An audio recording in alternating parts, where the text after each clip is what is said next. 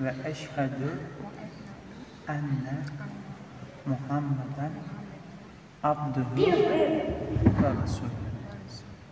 Eşhedü enne ilahe illallah ve eşhedü enne Muhammeden abduhu ve resulü. Eşhedü enne ilahe illallah ve eşhedü enne Muhammeden abduhu ve resulü. Amin. Euzubillahimineşşeytanirracim. Bismillahirrahmanirrahim. Elhamdülillahi Rabbil alemin. Ve salatu ve selamu ala Resulina Muhammedin ve ala alihi ve sahbihi ecmain.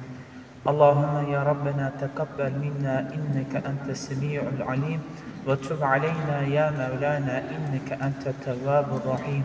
Vahdina ilel hakkı ve ila tariqun müstakim bi bereketil Kur'anil azim.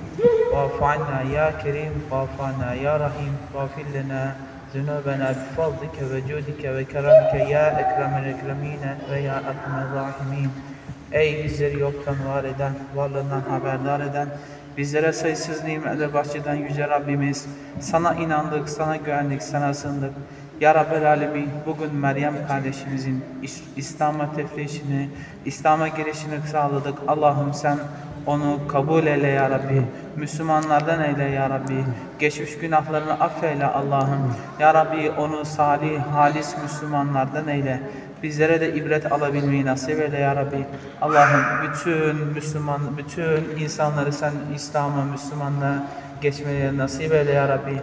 Allah'ım sahabi Safvan bin Muattal Hazretlerinin türbesinde bu İslam'a geçiş töreni, ihtida törenini gerçekleştiriyoruz. Sen kabul eyle ya Rabbi. Onu salih, halisane Müslümanlara eyle. Bizleri de sahabe efendimiz gibi İslam'ın tebliğini dünyanın dört bir yanına ulaşabilmeyi bizlere nasip eyle ya Rabbi. Yapmış olduğumuz bu ihtida törenini sen kabul ve makbul eyle.